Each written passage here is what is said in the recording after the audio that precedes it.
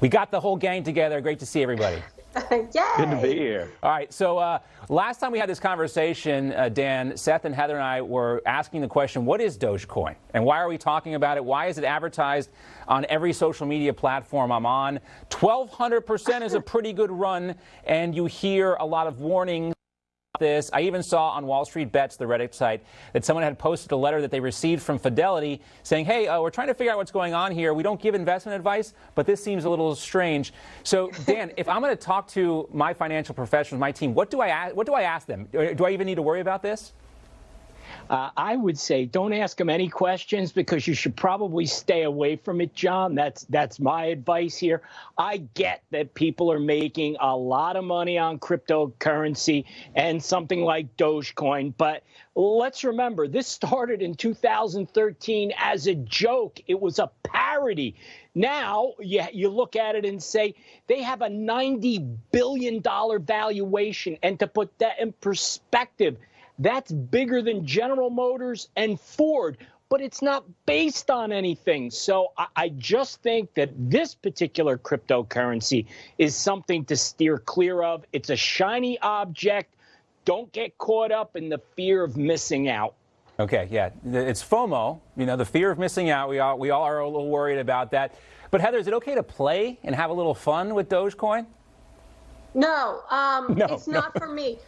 True story, my mother-in-law texted this morning if she could somehow lend some money so that I could invest in crypto for her, which I don't even know how to mine for it. I understand there's Coinbase, so there's a way to do that, but I'm not a computer software genius. And that tells me, it reminds me of 2001 when the cab drivers were asking about buying stocks and getting into the market on Microsoft and other various technology names in the NASDAQ that later blew up. So when your mother-in-law is asking about it, it may be time to run for the exit. Now, Seth, these start out as, what traditionally might be called penny stocks, right? And, this isn't necessarily a new thing where you can have something that just goes crazy. Is it kind of like that, or is there something different here? Because, advocates for cryptocurrency say, hey, it's all on the blockchain. This is very important technology. And this is the way the global economy is moving to cryptocurrencies and things like that. I mean, listen, here's the reality. There are 4,000 cryptocurrencies out there right now, and 1,000 have already failed because everybody went, what is this, right? I mean, at one point, let's just be very clear, Enron was up over 300% and made a lot of people a lot of money. You might be holding this now and making some money at it, but one of these days, the music's going to stop. And when it does, you don't want to be holding on to it. If there's 4,000 of these things out there and nobody can explain it to me exactly how this works, maybe I'm going a different, I'm saving those pennies. Yeah, I mean, at some point, though, it becomes so big, everybody could get involved. There is potential here. There's talk of regulating it. What do you see happening, Dan? Well, I think we're going down that path, John, because if you look at Bitcoin, which is the #1 cryptocurrency, I mean, they're at a market value of just over $1 trillion. So this is real. I don't know about Dogecoin, but cryptocurrencies such as Ethereum and Bitcoin, they're real. And ultimately, I think there is going to be more oversight here, especially because there's taxes to be collected as Bitcoin and other cryptocurrencies are used. It actually creates a taxable event. The government's going to want their money. Yeah, we have about that from the Biden administration. They are definitely thirsty for the taxes that they could be getting. Heather, go ahead. One quick point Dan made is that, yes, Dogecoin is not taken seriously, but there is something behind the success of Bitcoin, for example, and that's because of inflation. Everyone is worried about inflation. Bitcoin is actually capped. Unlike the dollar, you can print as much as you want. Bitcoin is going to be limited. Dogecoin, though, is not an effective or smart play as an inflation bet because there is no limit to how many they can print, and therefore that doesn't make any sense. But Bitcoin as an inflation hedge might sense for some investors. Right, because in that case, Heather, it would effectively be like a commodity, a limited supply, which would cap the price or affect the price. And Seth, I also want to talk about what's happening with these vaccines. Yesterday, we saw something happen. Basically, all of the vaccine makers, Pfizer, Moderna, their stock prices tanked because the Biden administration and others said they shouldn't have patent protection here.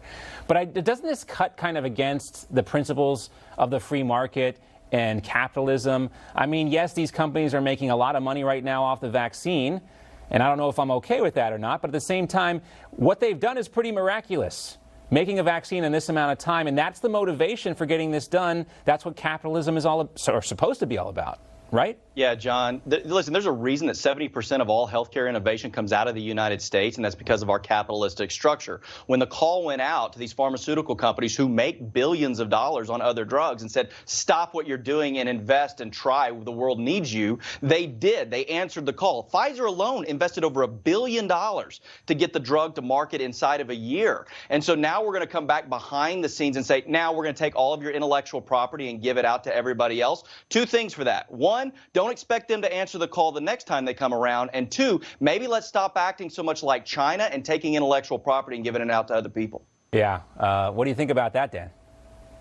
Oh, I totally agree. You talk about disincentivizing innovation. Here it is. Develop something really unique that the world needs. And then once you do that, well, we'll just take that value away from you and not give you anything in return, as Seth said.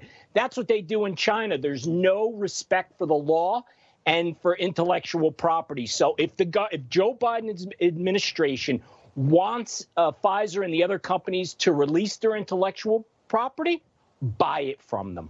Yeah, I mean, that's the only fair way here. And, you know, Heather, on one hand, you can say, look, these companies should not be getting a rent check basically from the government every year for having a booster shot for the next round of COVID vaccines, because that's kind of the concern here. But at the same time, if they undercut the motivation here, the profit motive for these companies, they're not going to do this kind of innovation again, are they?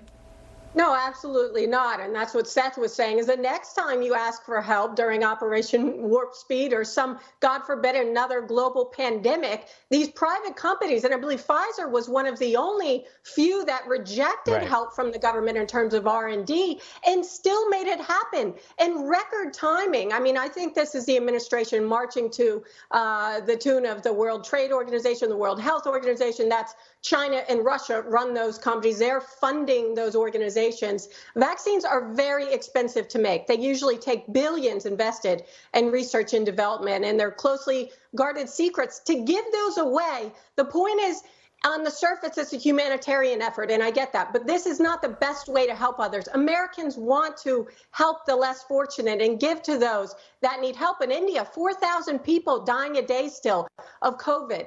But to give away our intellectual property is not the right way to go about it. No, Heather, I'm glad you brought up India, because that's where a lot of our pharmaceuticals are actually manufactured. As Seth indicated, the innovation happens here. And of course, China would love to have the patent and the intellectual property that goes into making these vaccines, because China's vaccine is not performing very well around the world at all. Great convo, guys. Heather, Dan, Seth. We'll see y'all next weekend for another Money Huddle.